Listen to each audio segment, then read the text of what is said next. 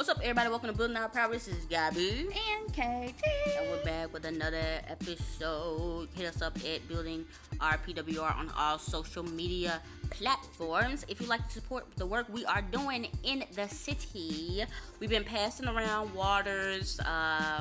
The little money that we did have, we've been passing that around, but we're out right now. If you'd like to donate to what we're doing, whether it be with filling up the community fridge, passing out flyers, redistributing money, you can do so. Link is in the bio. If you'd like to join us in Memphis, you can do so. Link is in the description. Before we get into the topics today, we got a lot to rant about. I just want us to just remember, what is going on right now on the ground. A lot of stuff going with celebrities, a lot of stuff going on Capitol Hill. A lot of stuff going on, with politicians. But I want us to remember the people on the ground. Remember us who are struggling, everybody that's struggling. I was on the Memphis jobs page. I'm always scrolling on there, just seeing what people are talking about with, what the climate is kind of for workers. And, a lot of people are looking for jobs. This one lady, she said that her doctor literally told her that her body is breaking down, that she needs to find another job other than these warehouses that she's been working for 10 plus years. But if you know anything about this city, that's all we got. So she's over here like panicking, like, what am I going to do? I refuse to work in a warehouse. And everybody's saying, well, there's this job, that job, those jobs pay like $12, $14 an hour. It's not enough to sustain yourself.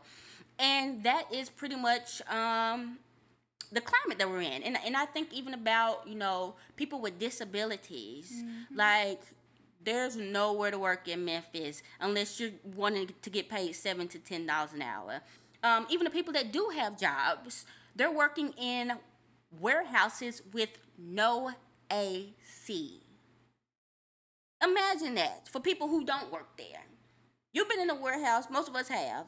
Imagine this 102-degree weather in a warehouse, 10 to 12 hours a day, on your feet 5 days a week. Yeah, and these are not small businesses. These are not little bitty tiny companies. No, these are mass corporations, worldwide corporations, Amazon, Nike, DHL, FedEx. Like, yeah, they've got money to add AC to their buildings. Right. So, yeah, just wanted to remember that,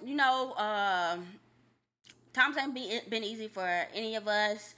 There's GoFundMe's everywhere. People are near homelessness. The homeless are outside. Our cooling centers aren't open 24 hours a day. Times are just tough. Gas is up high. I want us to remember that when we have this conversation. The plight, the material conditions of us right now. Are in hell. Yeah. Yeah. Literally, it feels like hell, and we are in hell. Literally. So before we get started here, I just want to let you guys know that we did actually get a message from one of our people who listen, and they basically asked us to talk about this topic today. They said, a lot of people talk about the Great Resignation, and Beyonce just came out with Break My Soul, which tells her audience to leave their job. Is this what it looks like when working people are seriously moving towards change, and a billionaire celeb just slaps their name on the movement? So we listened to the song, and I'm a big house head. I love house music. I was down with the beat. I love the beat. It was sampled from another song. Right. But as far as just the beat itself, I was like, yeah. Listen to the lyrics. Yeah. So a lot of people are saying this is, she's paying homage to the Great Resignation. She's saying she quit her 9 to 5 because they got her working longer than 5. They're working her too hard. She let it go. Release yourself from the job, all this stuff. And a lot of people are saying, well, it's not literal. She's literally not telling you to leave your job. Okay, awesome. But I don't hear her, downplaying any of these accusations that it's in support of the Great Resignation. Even if you say, it was figurative, it wasn't real or whatever, she was just saying spiritually release yourself. This is not the time. This really isn't the time. Like I said, these are the working conditions of the people here. These are working conditions of us. These are the working conditions of you. How do you release yourself from something that if you don't do it, you'll literally be on the streets and dead. I don't need to hear a person whose bathroom is probably the size of my house telling me how to get through this. I just don't need it. And people are saying, well, what do y'all want them to say? Y'all want musicians to talk about the issue? I don't want them to talk at all. At this point, I want money. That's it. Yeah, so my only thing is, like, I literally do not give a fuck at all what a billionaire says. Like, I literally do not care what a millionaire says, let alone a billionaire. This lady's house is the size, one of her bedrooms, I'm sure, is the size of my entire apartment, okay? I literally do not care. I do not give a fuck what Beyonce says. I do not give a fuck at all. And I don't think we should be taking advice anyway. If we are taking it literally, we should not be taking advice from these billionaires who, at the end of the day, isn't going to do anything to help you sustain yourself after you've quit your job.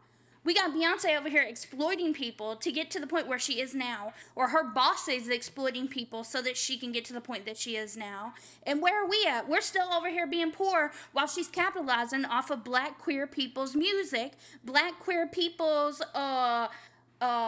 musicians, Big Frida. Like, literally, it makes me sick. It makes me absolutely sick to see it being co-opted the way it is, not just by some, little person in the big scheme of things. No, this gigantic billionaire person who is supposedly so radical. I don't fucking care. Shut up. At the end of the day, that's my thought. Shut up. You're a billionaire. Give me your money. If you don't want to give me your money, I don't give a fuck what you gotta say. That part. Yeah, I agree 100%. I feel like people, they have these parasocial relationships with these people. But, like, guys, we have to remember, like I said, her bathroom probably the size of my entire house. Yeah. They have how many houses? They have how many cars? Her jewelry probably take up KT's whole apartment. Like, there is no way that woman knows anything about what you and I are going through. What she did was, she saw what folks are talking about on Twitter. She saw the political discourse. Nobody really wants to hear no bling bling ting ting. Everybody's struggling. So she's like, I'm finna market on that. I'm going to capitalize on that. And I'm going to sell some records. If it really was about uplifting the working class people, all of this music would be free. All these things she's quote unquote selling would be given away for free, and all the concerts would be free. Title would be free. Every thing that they own would be given to the people. Not only that, but like also just to affirm what you said, like Beyonce, she literally has money, right? So do you guys honest to God think that Beyonce came up with those lyrics? Do you honest to God think that she's the one writing these and doing the research behind it and understanding what's going on with people? Like, no, she doesn't. She's literally the singer behind a corporation. Beyonce is a brand, okay? It's a corporation. It's not just a person. Yes. So that, just like everything else, corporations, what are they going to do? They're going to co-opt the movement. They're going to co-opt the language. They're going to co-opt every part of it. And they're going to regurgitate that so that you go back out there and buy their music and they make more money. That $14. They say she was selling something for $40. How many, if you're making $10 an hour, you have to work 4 hours to buy that. To afford that. Yeah. But don't let the job break your soul. So the NAP ministry actually tweeted about this. And you know the NAP ministry has kind of been under fire because it's a privileged person talking about, you don't have to go into work today. Take a nap. Right. You don't have to work all these hours today. Go to sleep. Go on vacation. We can't. We can't not go to work. Yeah. What do you mean? Take a day off and you're homeless. Take a day off. But I need that check to pay the bill. Like, literally, I guess they don't understand. But anyway, They tweeted, my friend said I conjured the culture because now the grind queen Beyonce is talking about quitting jobs, no longer being overworked, and sleeping good at night. Glory, rest now, care now, resist now. No. What? But that's what I'm saying. Like, this is what we're going to get into, though, because even with this Roe v. Wade thing, these people get educations. These people read books. These people know history. Just for them to get all of this stuff in their brain and to funnel it through this neoliberal capitalist lens. You're telling me you're fighting capitalism by promoting that people rest. Okay. Who is doing the resting? And who is doing the working for when you rest? Who is cleaning up your house when you say, I'm not going to clean it? Who is watching your kids when you say, I'm not going to watch my kids? Yep. It's the working class people, regardless. We don't get no days off. That's pretty much what we're talking about. Since we're talking about the NAP ministry, I say we just go on ahead and bring up our wonderful friend, our great, amazing person that we just absolutely love. Our BFF, Brittany Cooper. You know, we go way back. Cooper. Brittany Cooper, I will never, ever, every time I get a chance, I will tell everybody. That woman literally said, vote for Joe Biden or your grandmama will die from COVID. Do you want your grandma to live? Vote for Joe Biden. And people's grandmas still die from COVID because Joe Biden didn't care about COVID. And after that, don't say nothing because Joe Biden isn't working alone. It's the Republicans. She is literally a tool of capitalism. I don't even know if she was ever a part of the working class, but she's a class traitor. She's not for working class black people, and she's only for, her little bourgeois aspirations. So I'm going to read something because Danielle Thomas from Unfit Christian, back in the day when we were talking about podcasts, she came on. I've loved seeing her growth as far as, becoming politically conscious and starting to think about, class consciousness, capitalism, and how these things are exploitative. I'm seeing the change and we loving it, girl. Okay, so she posted something pretty much talking about what we were talking about, about the hypocrisy of Beyonce putting this out, when her husband is literally over here pushing crypto to folks in the projects. So Brittany Cooper got on there. And I'm going to not read everything she said, but I just want y'all to get an idea of the conversation.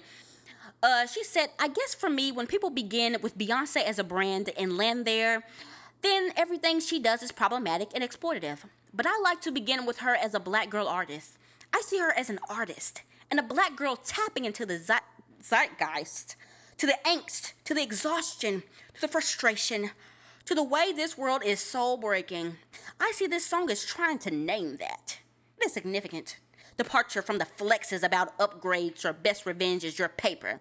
All of which would be out of pocket as we face down recession, pandemic, etc. It was always out of pocket. That was me. Okay.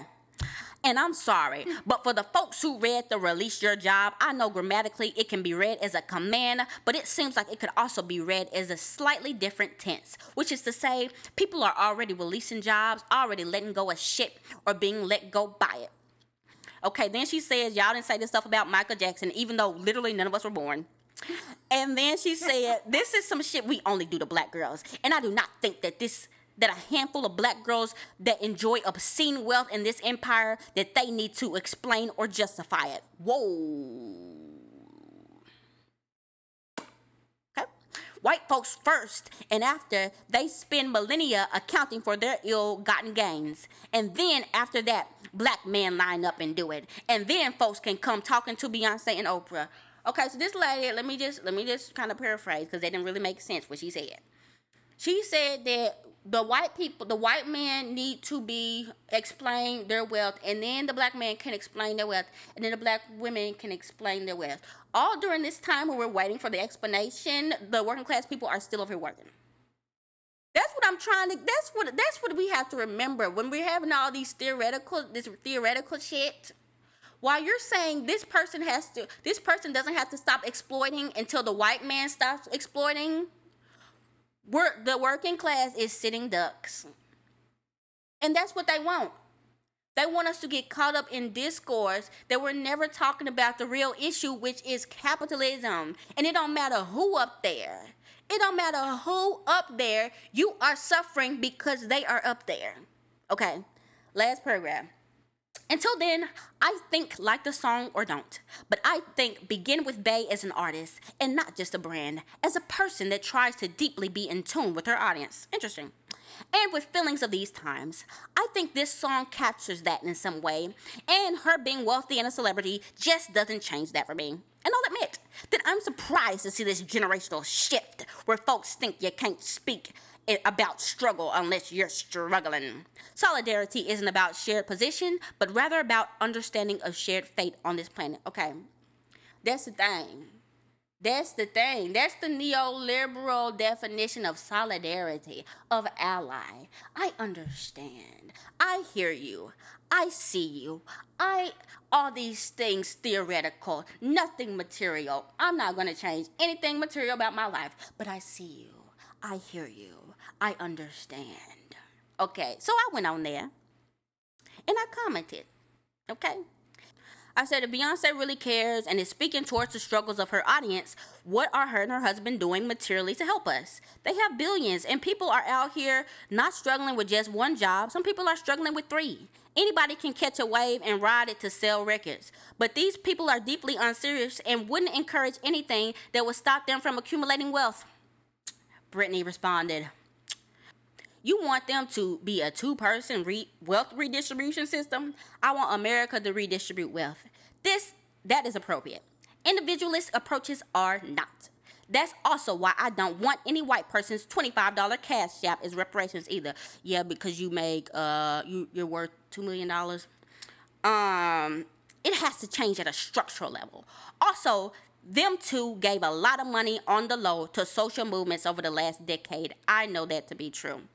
Okay, so for this lady to even think that I don't understand structural systems, okay, here we go. She don't know you. I mean, to be honest, like. All right, so this is what I said. Yes, if they're positioning themselves as down with the people, anybody that claims to be for working class people should be giving money away to working people, especially now. I'm for the destruction of capitalist systems altogether, which will always have black working class people at the bottom as long as it exists. But this change will only come with organization and education. That needs to be funded by people with funds. What types of organizations were they donating to? Were they grassroots organizations working towards creating self-sufficient communities? Communities that wouldn't need to work for corporations to meet their needs? I'm sure they would never give their money to any organization challenging capitalist powers because their power and wealth would be at stake. Right. Okay? And then she said, they gave a lot of money to many of the first wave BLM orgs, and they did so quietly without fanfare because they didn't want press. A lot of my organizing folks shared that info, but not for public consumption. And I hear you on the rest. We just disagree about how to take down capitalism. I don't think individualist philanthropy is a solution, and philanthropy is the name of what you're proposing when we ask 2 rich black people to give their money away. Anyhow, let me keep to what I said earlier. Thanks for sharing your thoughts. So, and yeah, go ahead. I can't. Because for her to call it like philanthropy, like that just shows you anyway, like how out of touch she is with what mutual aid and things like that look like anyway. And it just shows you how out of touch with the working class she is. With the people that she's so-called apparently is speaking for as a millionaire with this feminist collective type shit that she does. She is a professor, okay, who has a PhD, who is literally got to be rich with the amount of things that she's involved in, the amount of things that she's been featured in and things like that. So for her to say philanthropy instead of redistribution of the wealth that they accrued by exploiting people. We can't put a name to it. There's no name to it. Like, that's it. For me, for her to say that, it just feels evil. It feels disgusting. Like, it's like you saying, you as somebody who lives in a house, who has access to running water and food and clothing and living your life, is out here doing philanthropy when you're giving homeless people $10. Right. What the fuck is $10 gonna do? And also her saying the first wave BLM organization, girl, Girl. those the ones that was doing the co-opting. What are you talking about? Aren't those the ones who just got caught stealing millions of dollars Literally, from their and own then organization? you're organizing people, girl. If I look up you and I look up Patrice Colors, I'm sure y'all did something together. Yeah, of course. Regardless, this is what I'm talking about. So she said that she does not agree with rich people funding the revolution. Where does she pretty much. think the redistribution of wealth is going to come from, is my question. She thinks America gonna do it. She think America just gonna wake up one day and say, we're gonna give you some money. Where is America going to get that money? I mean, yes, we can remove it from the military and stuff like that, but if we're literally talking about even just beginning it, even just to get started on quote-unquote grassroots movement, where are we going to get money? Wait for the government. Why would we wait on a government Because when we it has want to be destroy structural. it? No. We have to wait on the government so we can destroy it. We have to That wait makes on the no sense. We have to wait on the government to give us money, and then we can work on destroying the capitalism. Now, as far as what we're going to do until then, we're just going to wait because we can't get any money and we can't organize and do anything radically because that's just not going to work, and we would hate for it to be philanthropy. You know what I'm saying? Why don't you just vote? Why don't you? I think that's really what it's going to come to. That's really what she wanted to say. She wanted to say that we had to vote them people in, and then maybe they'll give us the money. God, there's people like her are just so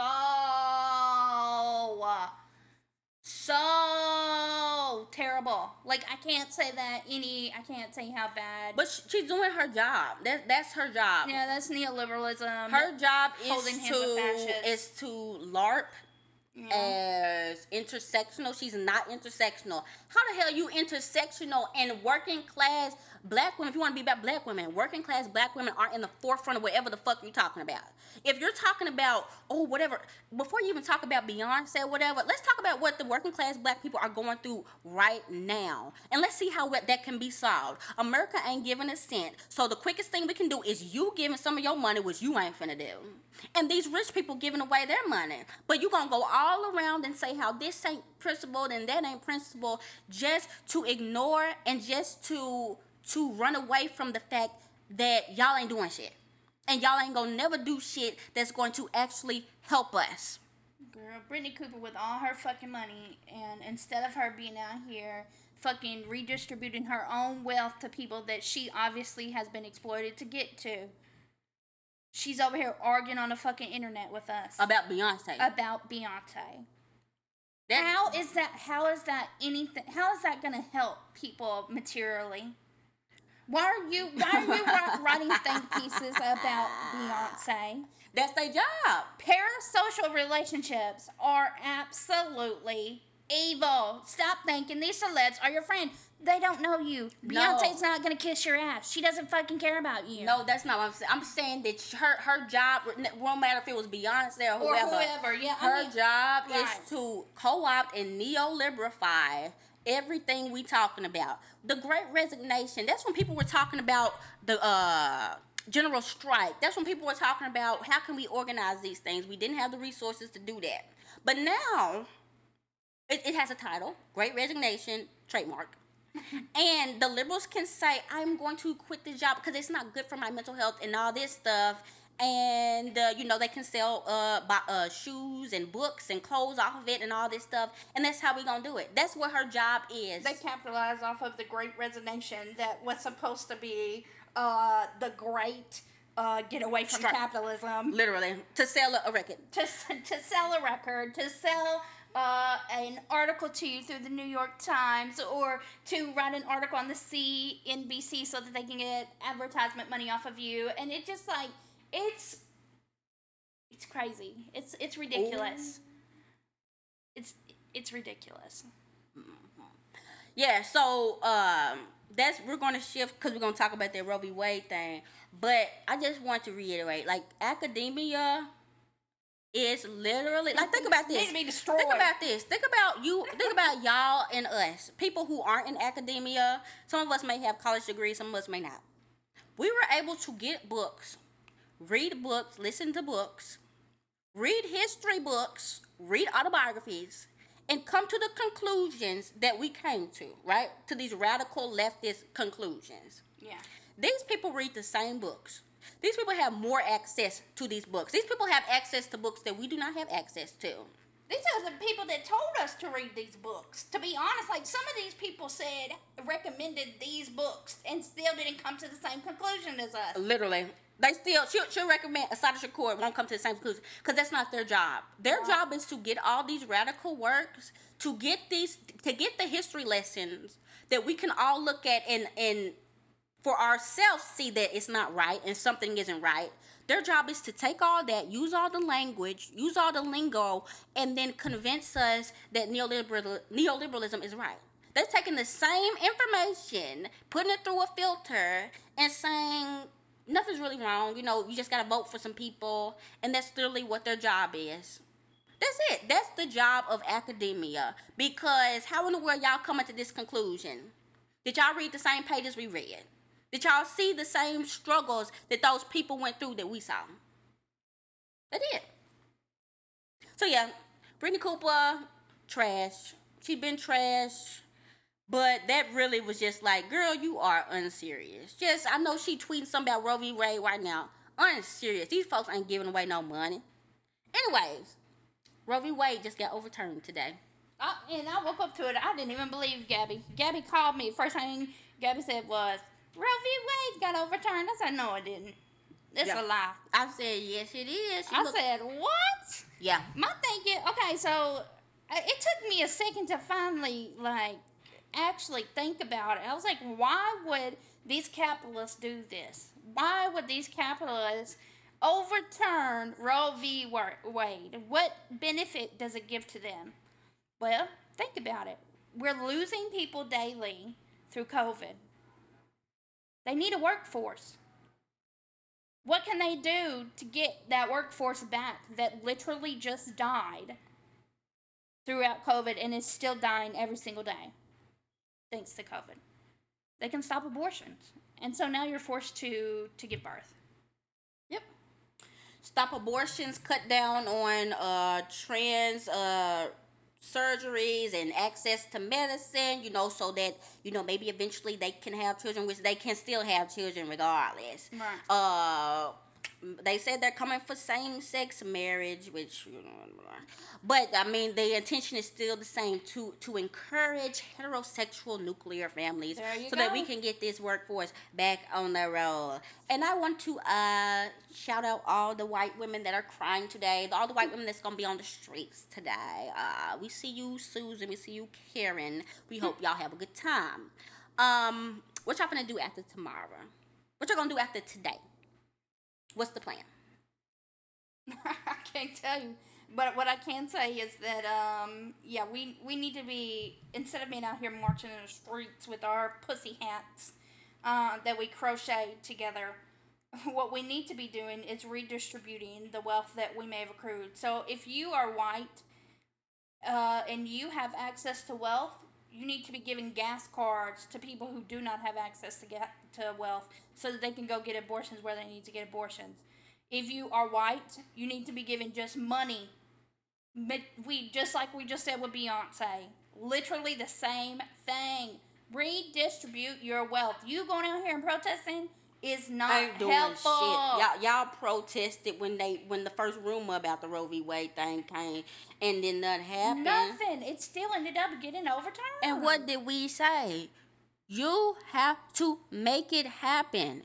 If they said that Illinois is the closest place to us, y'all need to be funding these women and these men, whoever, to go to Illinois. Yes. You need to be paying for their hotel stays, paying for the Greyhounds or the shuttles, whatever they're going to do to get there, and paying for the surgeries. Y'all literally live in these $1 million homes with these Black Lives Matter signs, with this, in this house we believe in signs, and all this stuff. Y'all own all this real estate around Memphis.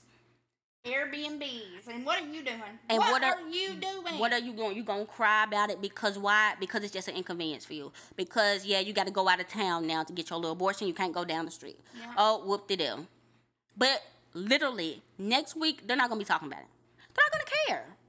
They're literally not going to care. They have the resources to get on a plane and hop in and come back home. I mean, if we look at like pre-Roe v. Wade, that's basically what happened, and more women ended up, or more people ended up dying because they didn't have access to safe abortions, right? So there's always going to be someone, some doctor, some radical person that doesn't mind going against the quote-unquote law in order to perform abortions. But now it's going to be worse and harder for people to do it than it already was. There's already black people, black trans people, black queer people, black women, people who literally didn't have access to abortion anyway, who couldn't just go down the street even if there was a place down the street because it costs too fucking much.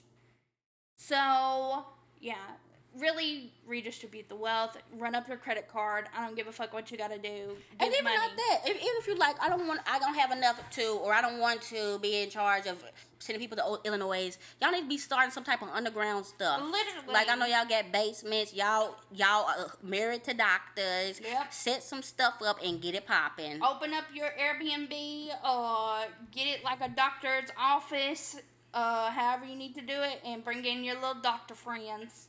And just make sure y'all have security and this is everybody lip sealed and get it done. Like we're coming with all these ideas and these strategies. Just come on and do it. Come on and do it. But you're not finna do it because you don't care. And that's really what all this is about. All the tweets, all the blue checks, all the politicians, they do not care. I just said on Instagram, Joe Biden tweeting at us. Nancy Pelosi talking to us. AOC talking to me. Wait, go Obama's talking to me. Wait, go back. Nancy Pelosi, what did she do? She read a poem. Nancy Pelosi reading us poems, lullabies. And these people literally can call the folks up right now. They can literally call up the Supreme Court Justice and be like, what did you do? Literally. Or literally be like, okay, do something about this, change it. They do not care. No, it's not that they don't care. It's that they won't. They will not do that. They're not going to because it does not benefit them financially for them to do that. Okay? And I wanted to go back to what you said, too. I saw somebody else on Twitter saying, white women don't care. They just don't care enough. No, it's not that white women don't care. It's not that these politicians don't care. It's that they already have access to it. It doesn't affect them. White people, it's not going to affect you. If you have money. If you have access to money, exactly. So it's not that they don't care. It's that it doesn't affect them. And actually, like we said, it's a positive. This is a positive. Not only is it a positive for the workforce, it's a positive for getting them donations. They already sending folks texts out talking about donate so we can get something done about it. And election cycles. I mean, election. We already said that the midterms coming. Yeah, they finna do Roe v. Wade to get some votes or whatever. We already knew it. But thankfully, people are starting to wake up, and I'm really, really happy to see that more and more people are like, yeah, this was the last straw, because y'all claimed that Joe Biden literally, this was the only thing that it was hanging on by a string.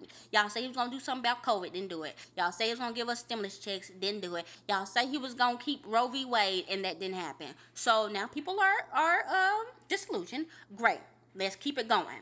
Stacey Abrams just posted something yesterday saying that, the police officers are vital to the community and they need raises. They don't get paid enough. They need a living wage and all this other stuff. And she's never tweeted about living wage ever on her Twitter ever, except for when it came to the cops. And, people were saying, don't criticize Stacey Abrams. Don't criticize her because, she has to play the game. She has to play the game to get up in there. What does it have to do with us? Is she not already in there anyway? Like, to be the governor, she has to play the game. Here's my thing. Okay, I'm not in Georgia or whatever, but as far as the people that are in Georgia, now, it would make sense if Stacey Abrams took us to the side and said, I'm finna make sure that y'all have monthly checks of $5,000 in your bank account. I'm going to literally myself go to these warehouses, burn them down. I'm going to make sure you can get an abortion anytime you want. I'm going to make sure that capitalism is destroyed. But first, I need to go over here and lie to these people real quick to get the votes, and then I'll do it. Okay, even then, I'll be like, I don't believe it, but okay, maybe now you can make a case for me even caring about this so called game. Okay, this woman ain't promised nothing. No. This woman ain't promised nothing that's going to affect us. She ain't promised shit. Only thing she said is, I'm not a Republican, and I'm supposed to be invested in the game.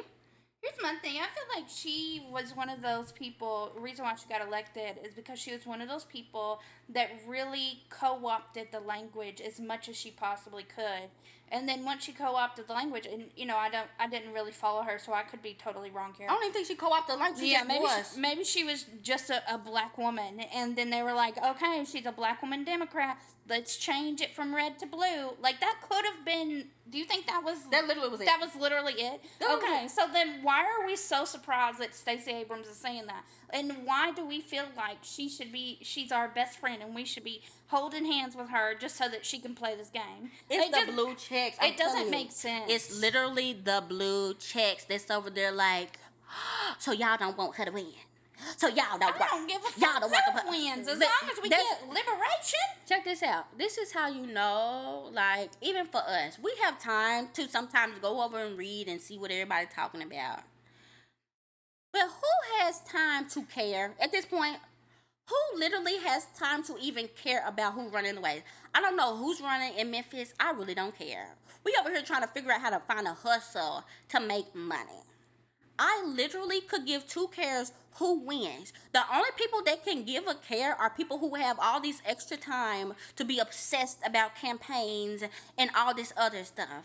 And that's how you can see how out of touch they are with regular people, with working people, because they think that we actually give a fuck about them winning some elections now. Like, that time was over. Obama's gone.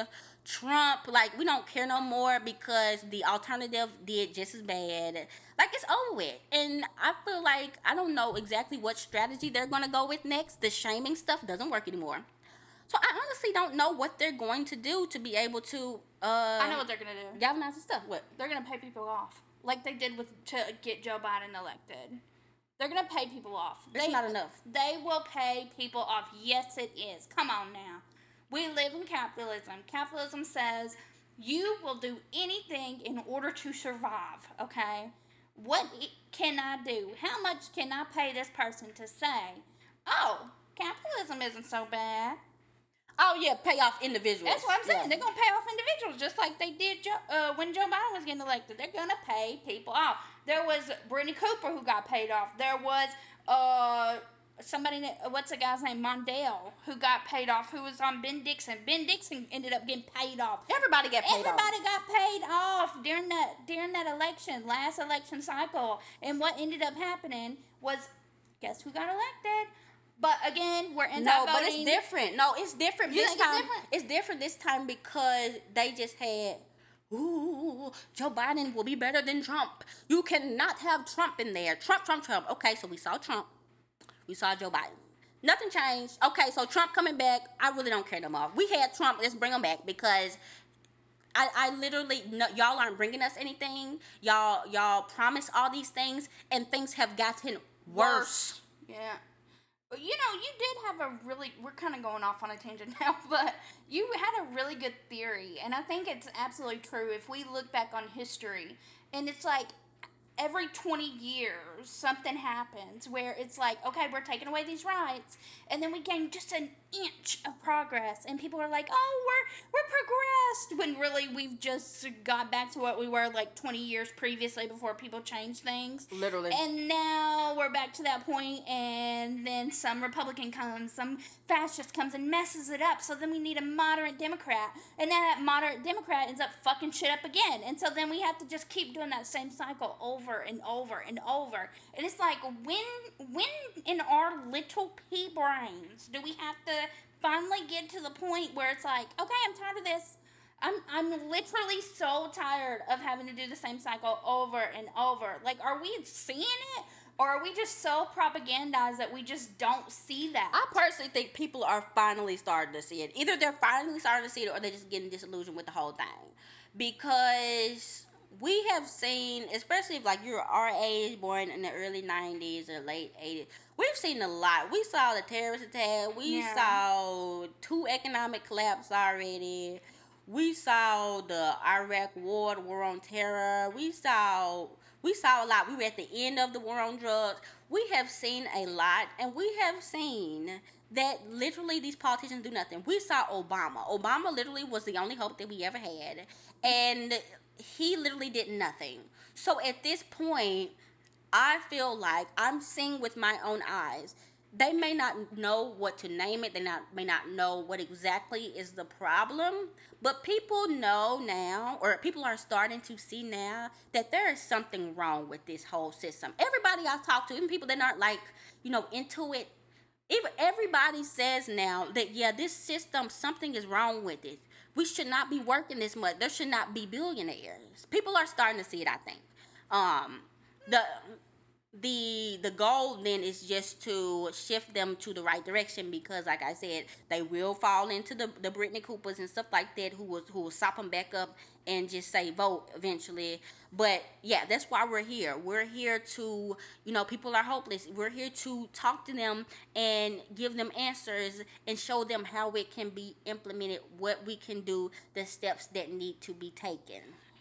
Yeah, I agree with you. But before we close up, I do want to give a really good shout out to two things. Number one, our episode on Democrats Love Abortion. Please go back and listen to that. 100%, we highlighted why Roe v. Wade is definitely a reason why they should overturn it and why they did end up overturning it and things like that. And then I also want to highlight Your Aries Media on Twitter. Definitely follow her on Instagram as well. She Today we watched a live by her in regards to Roe v. Wade being overturned, and she's really young. I think she's only like 21, 22, but she is so smart, and she, honest to God, gave me a little bit of hope here in regards to like the new people, the new class of radicals coming out. We're old gays, right? So we're like, We're not that old, we're honey. close to 30. So it's like one of those things, like seeing her talk and just go through the same thing that we're saying now is like, wow. Yeah, and I feel like that's why I said I feel like it's not where it needs to be, but there's definitely some change, because when we first started talking out podcasts, there was nobody. Only people we Yeah, had that's was the true. young doggone Turks, and that was a mess. Real News, Democracy Now, there was nothing. So now more people. I see everybody. My timeline wasn't never nothing political. Folks was over there joking, talking about dark skin, you ugly, you fat. That was all that was on the timeline. People are now have become radicalized, and I feel like if they keep on squeezing this thing, which I feel like they got some more squeeze in them, it's gonna bust.